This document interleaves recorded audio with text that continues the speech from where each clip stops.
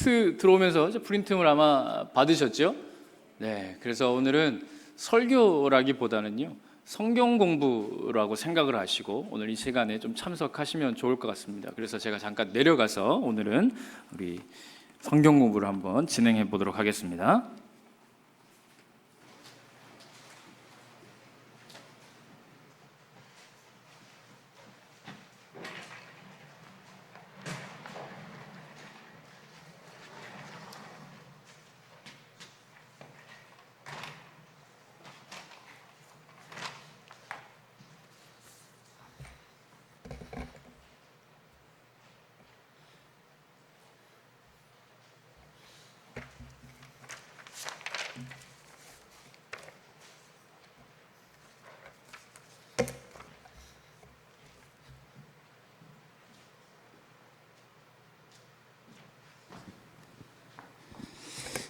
도대체 제가 뭐 하려고 지금 밑에 내려와서 또 뭐 화이트보드도 꺼내고 뭐 준비하는데 이렇게 오래 걸리나 생각을 하실 수도 있는데요.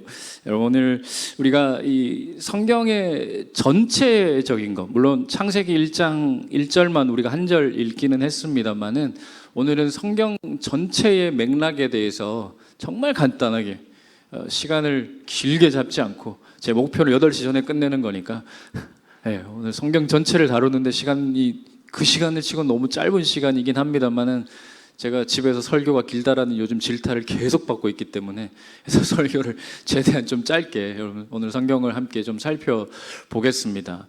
여러분, 성경을 우리가 몇 권이라고 이야기를 하죠? 아닙니다. 성경은 한 권이죠. 성경 한 권 안에 66권의 이 성경에 또 이 책들이 들어 있는데, 여러분, 우리가 연초가 되면 항상 성경을 읽으려고 이렇게 목표로 세우고 성경을 읽어 나갑니다만은 성경을 읽는다라는 게 사실 만만한 일이 아니지 않습니까? 물론 요즘 이렇게 여러 성도님들께서 성경을 잘 읽고 내가 이만큼 읽었습니다 하고 벌써 뭐 5독, 6독 되신 우리 권사님들도 계시더라고요. 그래서 우리가 성경을 뭐 해마다 이렇게 읽어 나갑니다만은 성경을 많이 읽으신 분들, 예전에 제가 이제 성경을 많이 읽으신 한 권사님의 그 고백을 제가 들었던 적이 있었는데, 그분이 뭐라고 얘기하는가 들어보니까 성경을 읽기는 다 읽는데 읽고 나도 이 성경이 무슨 내용인지 사실 잘 모르겠다, 이런 말씀을 하시더라고요. 지금도 고개를 끄덕끄덕 하시는 거 보니까 그건 내 얘기예요, 이렇게 말씀하시는 것 같아요. 그런 거죠.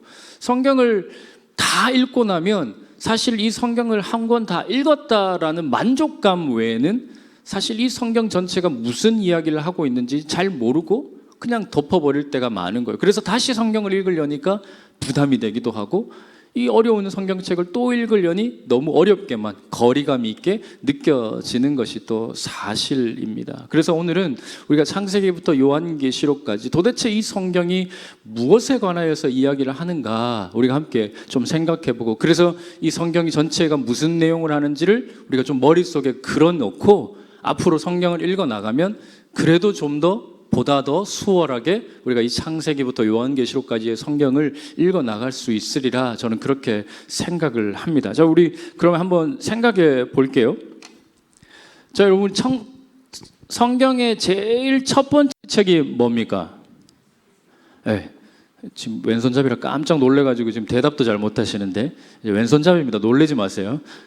자, 우리 창세기가 성경의 첫 번째 책이죠. 그런데 창세기 첫 번째 책의 첫 번째 내용이 뭘 다루고 있어요? 오늘 우리가 함께 읽었던 말씀처럼 태초에 하나님이 천지를 창조하시니라 라는 그 1장 1절의 말씀과 같이 창세기의 첫 번째 내용은 사실 천지 창조에 관한 내용입니다. 자, 그러면 우리 성경의 제일 마지막 책은 뭡니까? 요한계시록이죠. 아따, 왼손으로 쓰면서 잘 쓰네. 지금 그 생각하고 계셨죠. 네. 무슨 내용인지 머릿속에 안 들어오고, 야, 목사님 왼손잡이더라. 어릴 때 엄마한테 좀 덜 혼났나 보다. 이제 그런 생각하고 오늘 그것만 기억에 남으시면 안 됩니다. 자, 다시 한번 기록해 보세요. 창세기의 첫 번째, 우리 성경의 첫 번째 책이 창세기인데 창세기의 첫 번째 내용은 천지 창조에 관한 이야기입니다. 오늘 우리가 1장 1절만 읽었지만 좀 1장부터 3장까지 두루두루 내용을 살펴볼 텐데, 여러분 1장부터 3장까지를 우리가 성경 창세기의 서론 부분이라고 할 수 있거든요. 그래서 그 서론이 바로 이 천지 창조에 관한 이야기를 다루고 있는 거예요. 그러면 요한계시록, 제가 아까 성경을 전체가 몇 권이라고 말씀드렸어요? 한 권입니다. 그러니 창세기부터 요한계시록은요, 사실 큰 카테고리 안에서 하나의 이야기를 다루고 있는 거예요. 그러면 여러분 요한계시록의 마지막, 그러면 창세기가 서론이었으면 요한계시록은 성경의 뭐가 되겠어요? 결론이겠죠. 그 결론은 뭘 이야기하고 있을까요?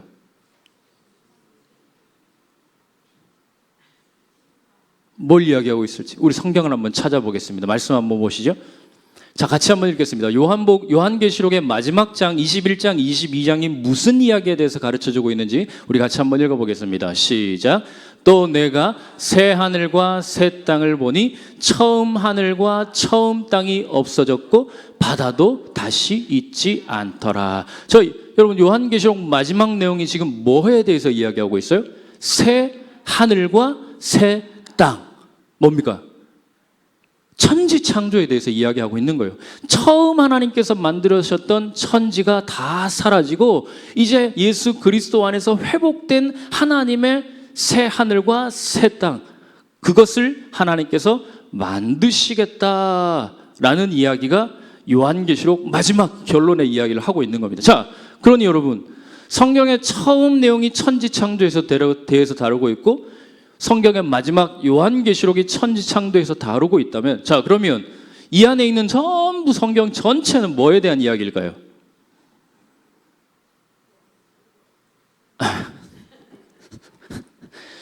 처음이 천지창조에 대해서 다루고 있고 마지막이 천지창조에 대해서 다루고 있어요.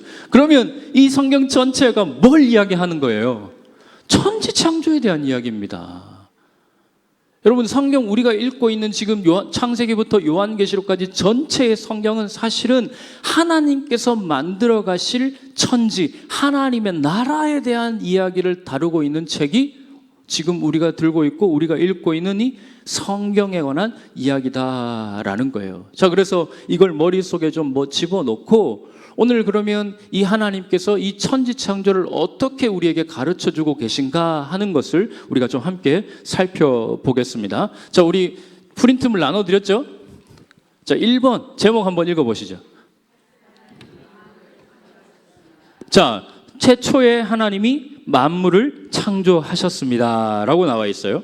자, 그러면 우리 1장 1절 우리가 읽었듯이 1장 1절에 오늘 우리가 다시 한번 읽어보겠습니다. 시작. 태초에 하나님이 천지를 창조하시느니라. 아멘. 자, 여러분 하나님께서 천지를 창조하셨습니다. 그러면 제가 1장을 성경의 전체의 서론 부분이다라고 말씀을 드렸는데 우리가 함께 읽은 이 1장 1절 말씀은 서론 중에 서론이다라고 말할 수 있겠죠. 그러니 성경 전체가 천지 창조에 관한 이야기를 다루고 있는데 이 1장 1절은 창세기 1장 1절은 이 모든 주제를 다 포함하는 핵심 내용을 지금 선포하고 있는 것이 바로 창세기 1장 1절 말씀이다라는 겁니다. 그러니 여러분 이 창세기 1장 1절 말씀이 우리에게 이것을 가르쳐주고 있는데 여러분 이 창세기 1장 1절에서 과연 이 주제가 과연 도대체 무엇에 관한 것을 말하고 있는 건지 우리가 함께 살펴볼 텐데요. 여러분 창세기 1장 1절을 통하여서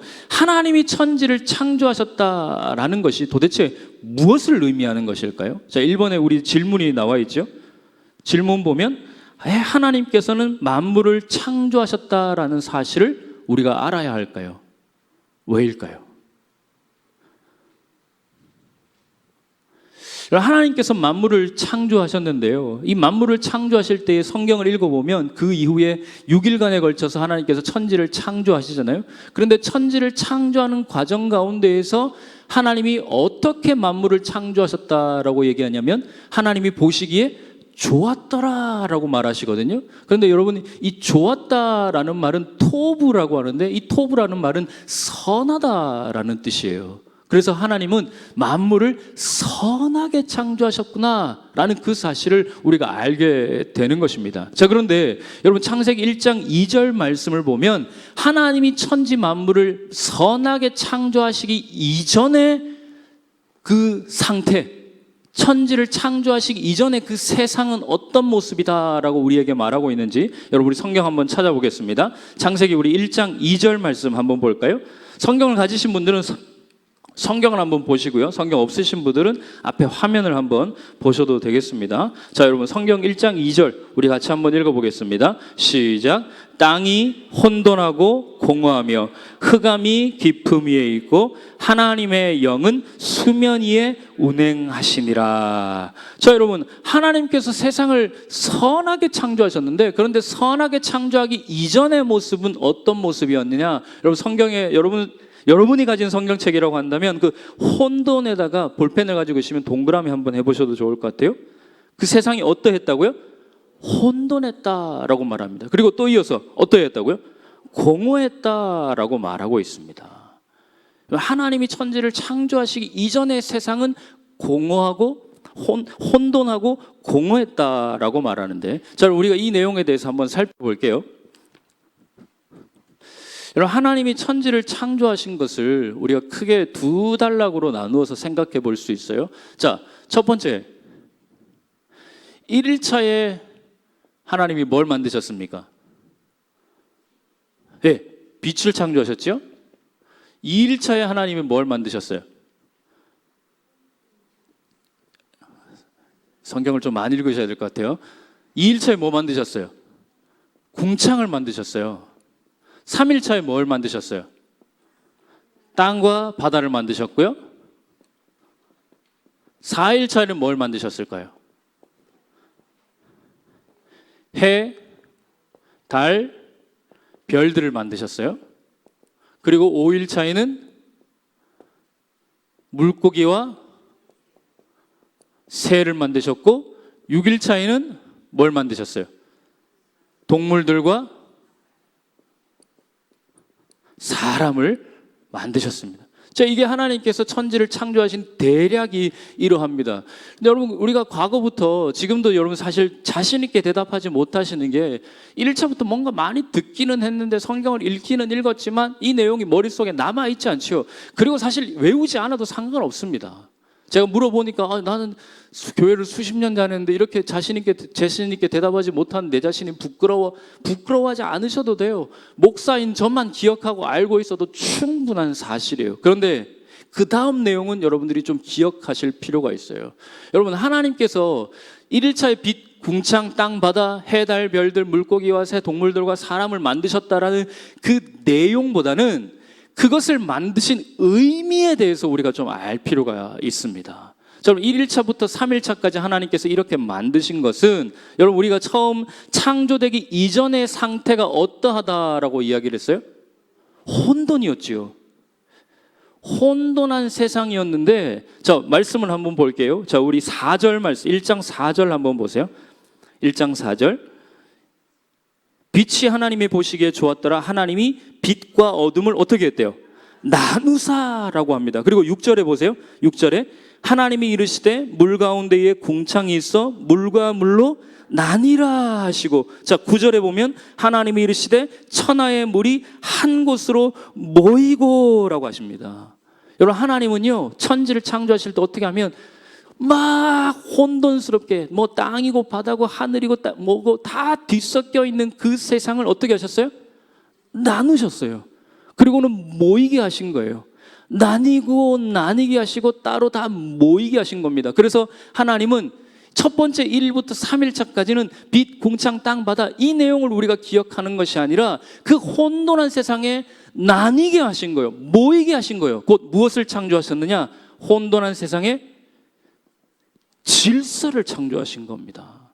여러분 이 내용 자체가 중요한 게 아니에요. 이 내용을 통하여 하나님은 과연 이 세상에 무엇을 만드셨느냐?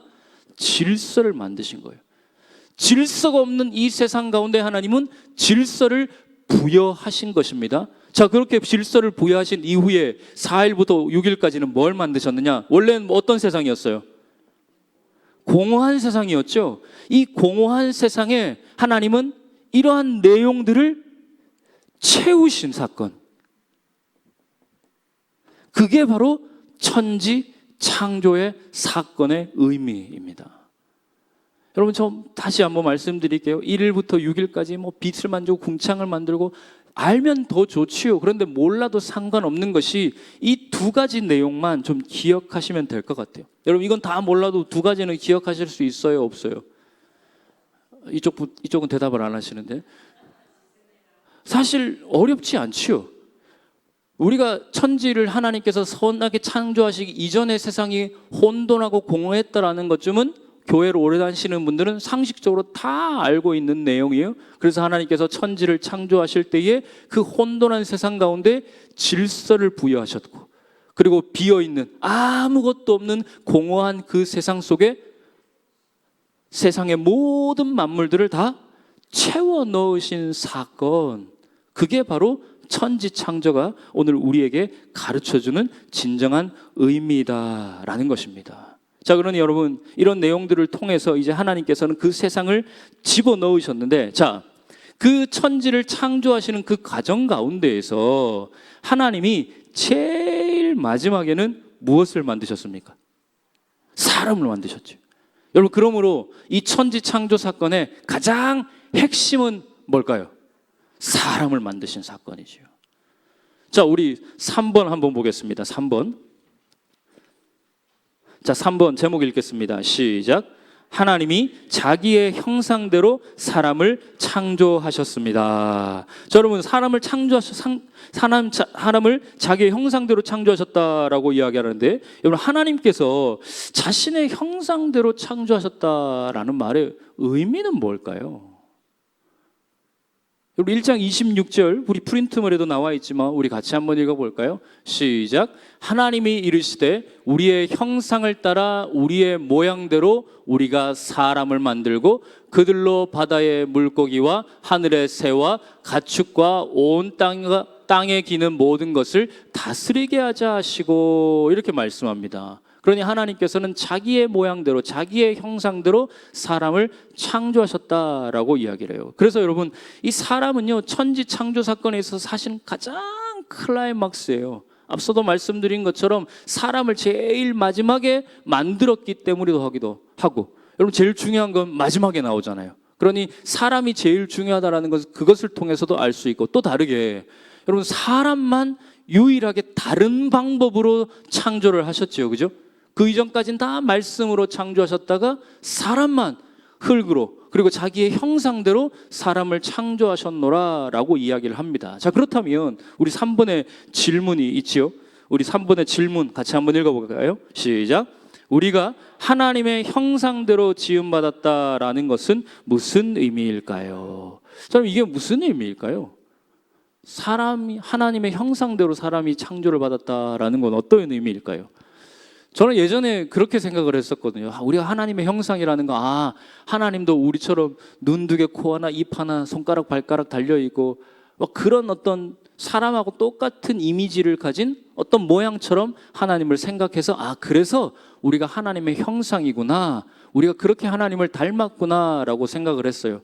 여러분, 우리가 대체로 하나님의 형상, 하나님의 이미지 하면 어떤 모습이 좀 떠오르십니까? 하나님 하면 금발에 약간 곱슬머리를 하고 긴 장발을 하고 있고, 키도 큰 백인 남성의 배에는 복근 빡빡빡 박혀 있고, 우리처럼 동양인의 흑발에 키 작고 이런 사람은 아니잖아요. 적어도 우리가 하나님의 형상하면 어떤 그런 이미지를 가지고 있단 말이죠. 그러면 우리도 그런 모양이어야 되는데, 지금 우리는 금발도 아니고 다른 하나님처럼 잘생기거나 예쁘지도 않고 그저 그렇게 그냥 평범하게 이렇게 생겼으니, 그럼 우리는 하나님의 형상이 아닌 건가? 아닙니다. 여러분, 하나님의 형상이라는 건, 여러분, 고대 사회에서 신의 형상은 딱 한 명만 가질 수 있었어요. 그게 누구였느냐 하면 왕. 남자인 왕만 신의 형상이라는 칭호를 부여받을 수 있었습니다. 그런데 오늘 창세기 1장 26절 말씀을 통해서 그 고대 사회의 그런 사상과 그런 가치관이 팽배해 있던 그 시절에 성경 말씀은 유일하게 이렇게 선포하고 있는 거예요. 왕이 하나님의 형상으로 유일한 존재가 아니다. 그러면 누가 하나님의 형상이냐? 누가요? 사람이. 그것도 남자와 여자가. 여러분, 우리가 하나님의 형상이란 말은 의미는 바로 그런 의미를 가지고 있는 겁니다. 여러분, 그 당시에 신의 형상을 가지고 있는 왕만이 존귀하고 고귀한 혈통을 가진 유일한 존재라고 생각하고 있던 그 시대 속에 이 말씀은요, 가히 혁명적인 말씀이었습니다. 그만 존귀한 자가 아니라 이 땅에 존재하는 모든 사람, 하나님의 형상을 입고 있는 우리 모두가 다 존귀한 존재입니다.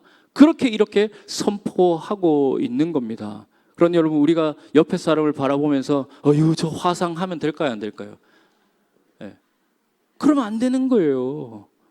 옆에 사람이 나보다 아무리 못나 보이고 뭔가 부족해 보이는 것이 사실이라 할지라도 오늘 우리가 성경을 믿는 사람이라고 한다면, 하나님의 말씀을 믿는 사람들이라고 한다면, 옆에 나와 함께하고 있는 이 존재를 존귀하게 똑같이 하나님의 형상으로 지음받은 똑같은 존귀한 존재로 우리는 인정할 수 있어야 된다라는 것이죠. 자, 그런 의미에서 우리 좌우로 한번 보시면서 당신은 하나님의 존귀한 자녀입니다. 이렇게 한번 고백해 보겠습니다.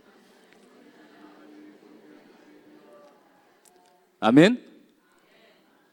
그러니 여러분, 이 세상에서요, 사람을 무시하는 현상을 보거나 우리가 그 어떤 사회적인 그 분위기들을 우리가 발견하게 된다면 하나님을 믿는 사람들은 어떻게 해야 되느냐? 분개해야 되는 거예요.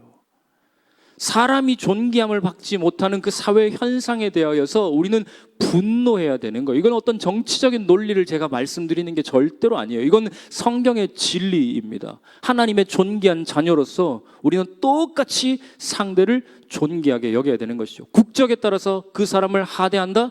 될까요, 안 될까요? 성별에 따라서 그 사람을 낮게 여긴다? 될까요, 안 될까요? 직업에 따라서, 연봉에 따라서, 하는 일에 따라서 그 사람을 천하게 여기거나 나보다 못하게 여긴다는 거, 여러분 가능하겠습니까?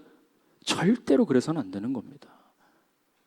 여러분, 예전에 어떤 고위공직자가 민중은 뭐 개돼지다라고 그렇게 표현하는 그런 사건들도 있었잖아요.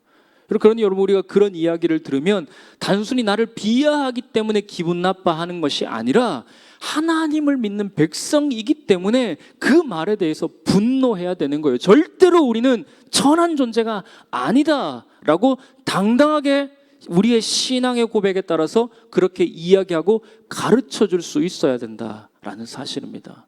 그러니 여러분, 우리 적어도 개봉중앙교회 안에는 나보다 비천한 사람이 있어요, 없어요? 없습니다. 아멘? 절대로 그렇게 해서는 안 됩니다. 우리는 모두가 똑같이 하나님의 존귀한 자녀들인 줄 믿으시길 바랍니다.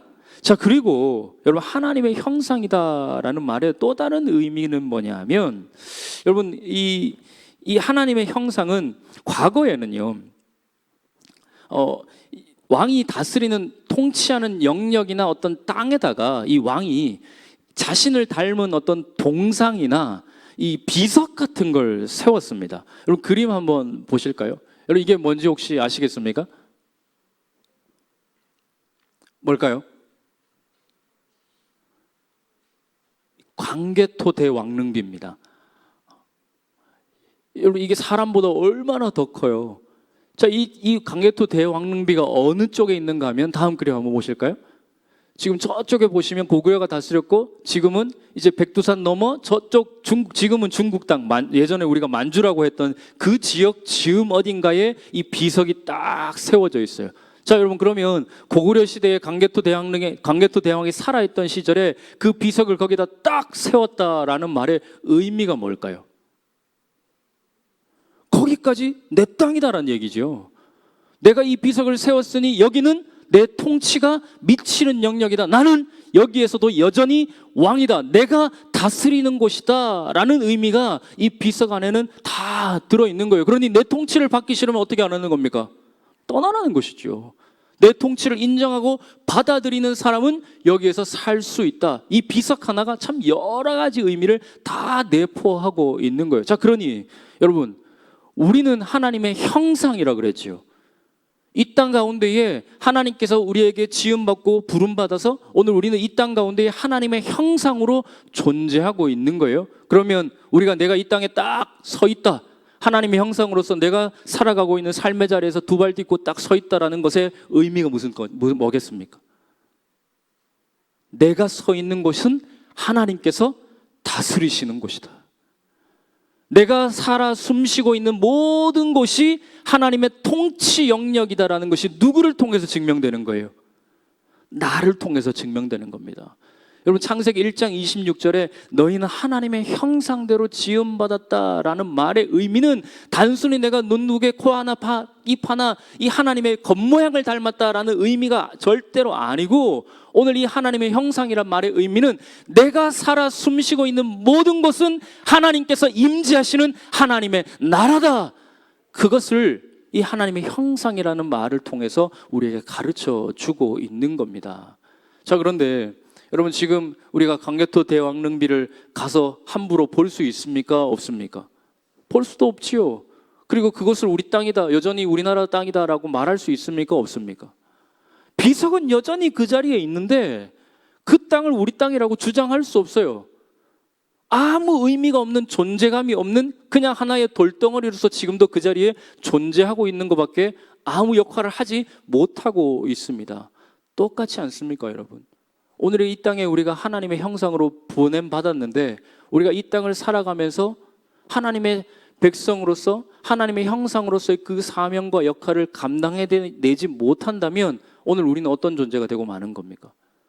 그 강개토 대왕릉비처럼 그냥 겉보기에만 멀쩡해 보이는 아무짝에도 쓸모없는 커다란 돌덩어리에 불과한 존재로 전락하고 마는 것이죠.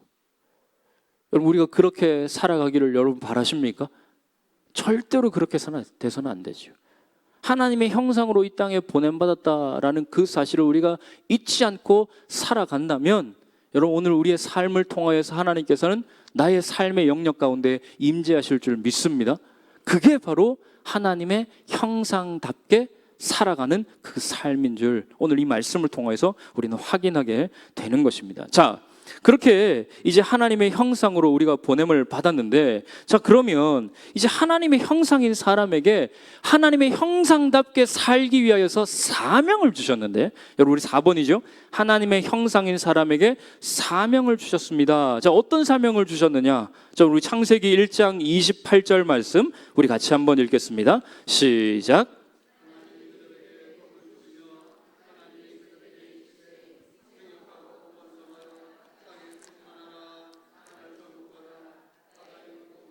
하늘의 새와 땅에 움직이는 모든 생물을 다스리라 하시니라. 자, 여러분, 하나님께서 우리에게 하나님의 형상대로 이 땅에 보냄받은 자들에게 사명을 주셨는데 어떤 사명을 주셨어요?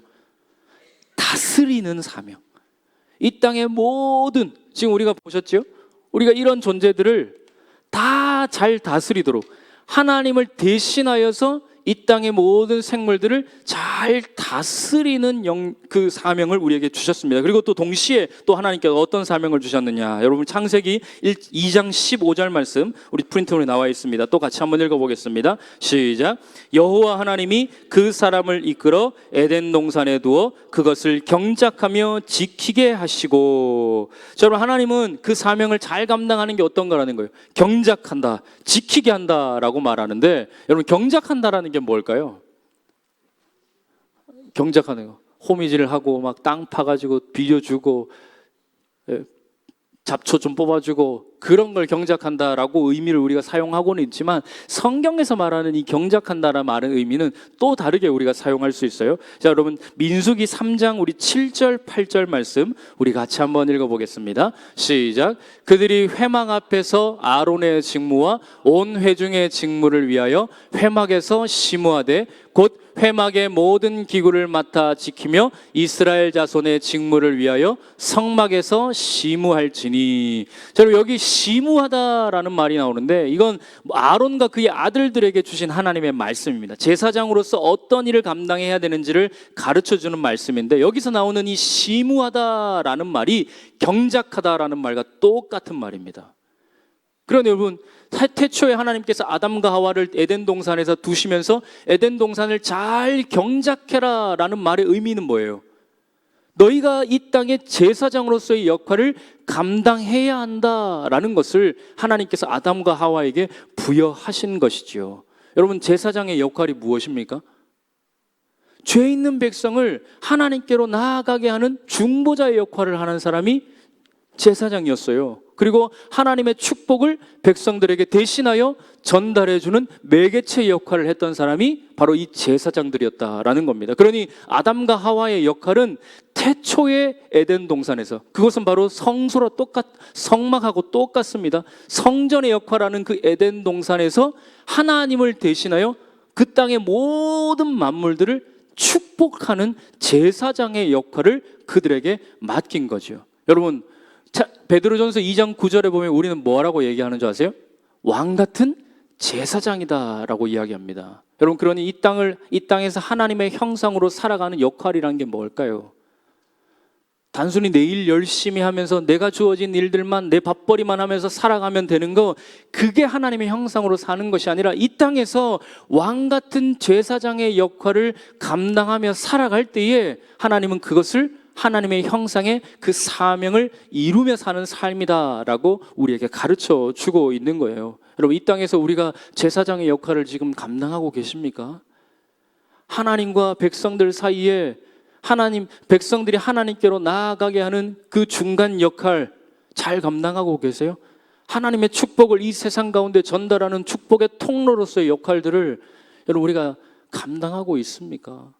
사실은 내 믿음 하나 건사하기도 지금 벅차가지고 전전긍긍하면서 내 믿음 하나 잃어버리지 않으려고 그냥 그렇게 아둥바둥하면서 살아가고 있는 게 사실 오늘 우리 삶의 현실이지 않습니까?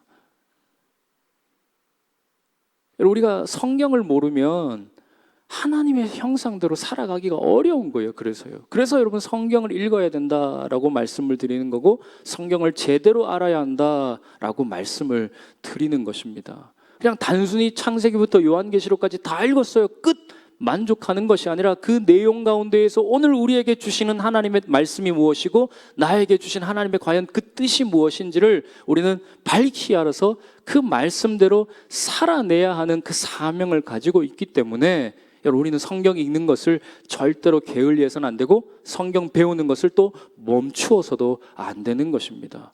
여러분, 오늘 이 말씀을 통하여서 다시 한번 우리의 사명이 무엇인지, 오늘 하나님께서 우리에게 과연 어떤 역할을 맡기셨는지 여러분, 우리가 이것을 다시 한번 기억하실 수 있기를 바랍니다.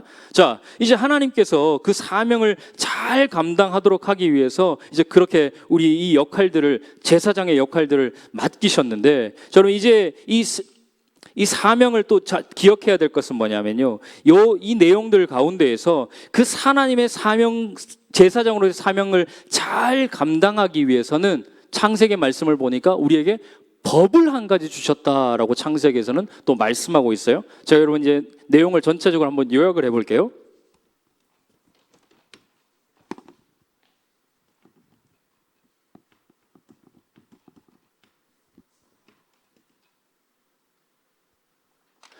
자, 하나님께서 태초에 천지를 창조하셨습니다. 그죠? 하나님께서 태초에 천지를 창조하시면서 하나님은 이 자신이 왕이다, 다스리는 자다라는 것을 선포하셨어요. 그리고 그 역할을 누구에게 맡기셨습니까? 사람에게 맡기셨죠.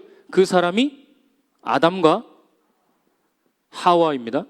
이 아담과 하와를 에덴이라고 하는 이 땅을 잘 다스리도록 법을 한 가지 주셨어요.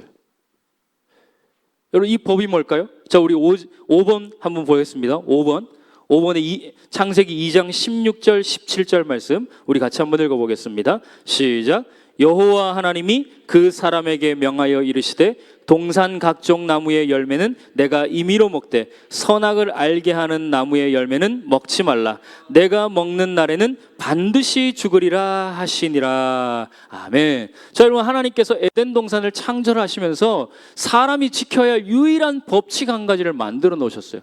동산의 각종 열매는 다 먹어도 되는데 오직 한 가지, 동산 중앙에 있는 선악을 알게 하는 나무의 열매는 먹으면 된다, 안 된다? 안 된다.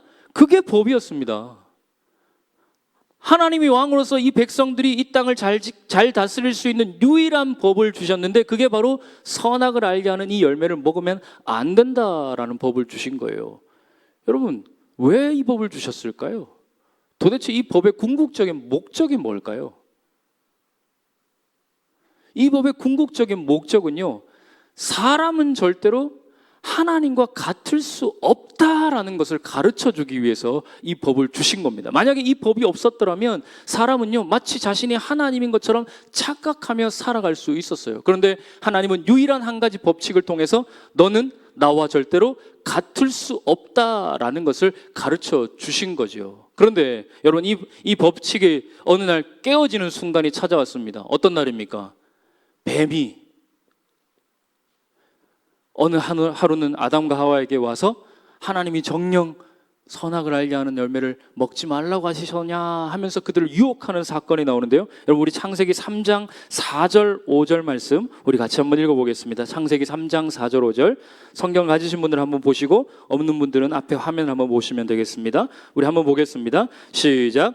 뱀이 여자에게 이르되 너희가 결코 죽지 아니하리라. 너희가 그것을 먹는 날에는 너희 눈이 밝아져 하나님과 같이 되어 선악을 알 줄 하나님이 아심이니라. 자, 여러분, 우리는 그냥 단순하게 아담과 하와가 선악을 과를 따먹었다, 그것이 그들의 죄악이다 라고 생각을 했고, 그것을 우리는 원죄, 선악과를 따먹은 죄를 우리는 그냥 원죄, 그거라고 생각을 했는데, 지금 오늘 창세기 3장 4절 5절 말씀을 보니까 아담과 하와의 진짜 죄는 뭡니까?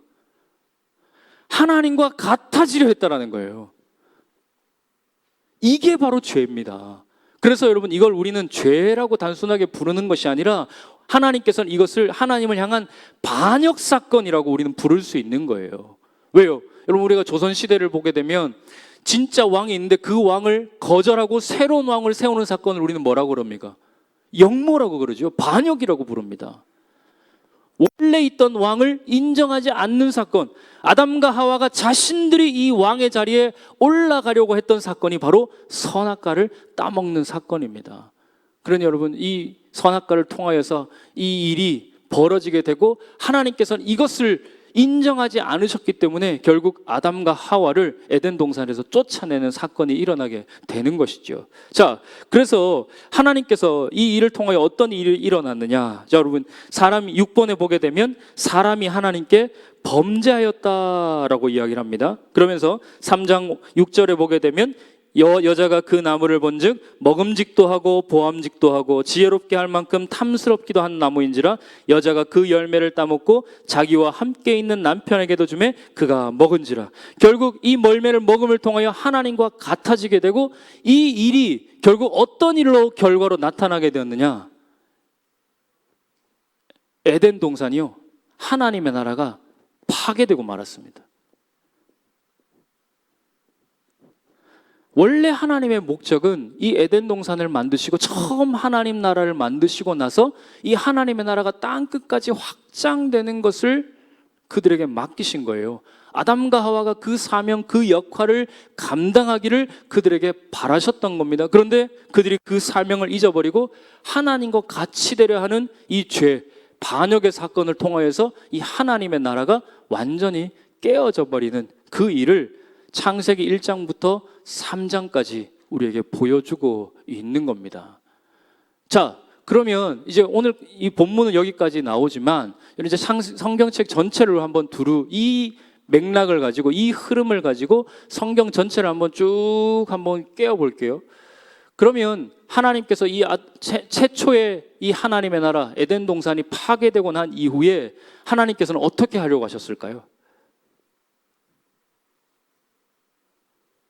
깨져버렸으니까 그냥 에이? 하고서 포기해버리셨을까요? 아니죠. 하나님은 다시 하나님의 나라를 회복하고자 하셨습니다. 그런데 그 이후에 또다시 어떤 사건이 계속해서 일어납니까? 4장에 가게 되면 무슨 일이 일어나요? 가인의 살인사건이 일어납니다. 그리고 6장에 가게 되면 어떤 일이 일어납니까? 노아의 방주 사건이 나오지만 노아의 방주 사건이 일어나기 이전에 인류는 극도로 타락하게 되지요. 하나님은 끊임없이 노아도 보내시고 또 다른 사람을 보내셔서 하나님의 나라를 계속하여 회복하기를 원하셨는데 사람들은 끊임없이 범죄하고 타락하는 그 일이 연속해서 벌어지게 되는 겁니다. 그리고는 범죄의 원탑이라고 할 수 있는 가장 이 창세기에 나오는 인류 범죄의 최악의 사건은 어떤 거예요? 창세기 11장에 보게 되면 바벨탑 사건이 나오는 거죠. 그래서 하나님의 나라가 회복되기를 하나님 간절하게 바라셨지만 점점 하나님의 나라는 회복되기는커녕 완전히 망가지게 되는 것이죠. 그러면 하나님께서 또 이제는 완전히 또 그 하나님의 나라를 회복하는 것을 포기하셨느냐? 아니요. 하나님은 다시 시작하고자 하셨어요. 이제는 새로운 방법, 이전에 인류 전체를 회복하기를 원하셨다면 아니 이제는 한 사람을 통해서 하나님의 나라를 회복하기를 원하셨는데 그가 누구냐? 아브라함입니다. 아브라함을 불러내셔서 하나님의 나라를 그를 통하여 회복하기를 원하셨던 거예요. 자, 보세요. 아브라함을 통하여서 하나님은 불러내셨습니다. 그리고는 그에게 무엇을 주시겠다 약속하셨어요? 자손을 주시겠다, 사람을 주시겠다 약속하셨고, 그리고 그에게 땅을 주시겠다라고 약속하시면서 하나님의 왕되심을 통하여 그에게 축복의 통로가 되게 하겠다 하셨죠. 그렇게 하나님의 나라를 회복하기를 하나님께서 원하신 겁니다. 그렇게 이제 하나님의 나라가 또 회복되어 가는 과정들을 그러면 우리에게 보여주느냐? 자, 여러분 우리가 역사서라고 이야기하는 사무엘상이나 열왕기상하나 역대기를 보게 되면 이제 하나님의 나라의 역할을 아브라함으로부터 누가 이제 이어받게 됩니까? 이스라엘이 이어받게 되는 거예요. 그 이스라엘이 그러면 하나님의 나라를 이루어냈습니까? 아니요. 역사서는 무엇에 대한 기록이냐? 그들이 하나님의 나라를 실패한 사건을 우리에게 생생하게 보여주는 이야기가 이 성경에 또 기록되어 있습니다. 그리고는 선지서를 보게 되면 선지자들이 끊임없이 그들에게 다가가서 이 이스라엘 백성들에게 무엇을 이야기를 하는 거예요? 하나님 나라를 회복해야 된다, 회복해야 된다, 회복해야 된다. 끊임없이 이야기를 하고 있는 것이죠. 그렇지만 여러분 선지서의 우리가 말라기 마지막을 보고 알게 되겠지만 말라기의 마지막에서 그 하나님의 나라가 그러면 완성된 채로 끝납니까? 아니지요. 하나님의 나라에 대한 그냥 미래의 꿈과 소망만 보여주고 아무 일도 일어나지 않은 채 그냥 구약의 말라기는 끝나게 됩니다. 그런데 이제 신약으로 넘어와서 실제로 그 하나님의 나라를 완성하실 한 분이 오시는데 그분이 누굽니까? 예수님이시죠. 여러분 창세기부터 예수님까지 이렇게 연결되는 거예요. 그리고는 예수 그리스도를 통하여 부름받은 하나님의 백성들이 마지막까지 믿음을 지켜 그 믿음의 결과물로 이루어내게 되는 것이 뭡니까? 새 하늘과 새 땅. 여러분 이렇게 창세기부터 요한계시록까지 전체가 하나님의 나라라는 관점으로 쭉 관통하는 사건을 보여주는 것이 오늘 우리가 함께 지금 읽고 있는 이 성경이다라는 것을 우리가 이해하게 되는 것이죠. 여러분 우리가 아무 의미 없이 이 성경을 읽어 나가면 사실 굉장히 힘듭니다. 지금 너무 짧은 시간에 제가 너무 방대한 분량을 여러분들에게 다 말씀드리려고 하다 보니까 오히려 좀 역효과가 있지 않나 하는 생각도 들지만 오늘 이 전체 하나에 관통하는 이야기가 있다. 성경은 따로따로 있는 이야기가 아니라 처음부터 끝까지 관통하는 이야기가 있다라는 이거 하나만 오늘 붙잡아도 여러분 오늘 절대로 의미 없는 시간이 아닙니다. 그래서 이것을 머릿속에 좀 넣으시면서 창세기부터 요한계시록까지 한번 그 의미를 살리면서 여러분 한번 읽어 나가 보십시오. 그러면 이 성경이 훨씬 더 여러분들에게 재미있게 혹은 또 의미 있게 여러분들에게 다가오는 그 경험들을 하게 될 것입니다. 또 궁금한 거 있으시면 언제든지 저에게 찾아오지 마시고 스스로 한번 읽어보시고 그래도 모르겠다 그러면 한번 10번 정도 고민하고 그 다음에 한번 찾아오세요. 그러면 제가 신실하게 제가 또 성실하게 또 제가 아는 범위 내에서 여러분들에게 설명해 드리도록 하겠습니다. 어떻게 오늘 좀 의미 있는 시간들이 되셨는지 모르겠습니다. 최선을 다해서 좀 준비해서 여러분들에게 가르쳐 드리려고 했는데 너무 많은 분량을 한꺼번에 가르쳐 드리다 보니까 좀 너무 장황한 부분들이 있었지만 양해하시고 오늘 이 내용들 머릿속에 그리시면서 성경은 절대로 따로따로 있는 책이 아니라 하나의 이야기를 흐름을 가지고 관통하는 그 이야기다라는 것을 기억하시고 여러분 오늘 또 이 시간이 의미 있는 시간으로 기억되실 수 있기를 간절히 소망합니다. 제가 기도하겠습니다.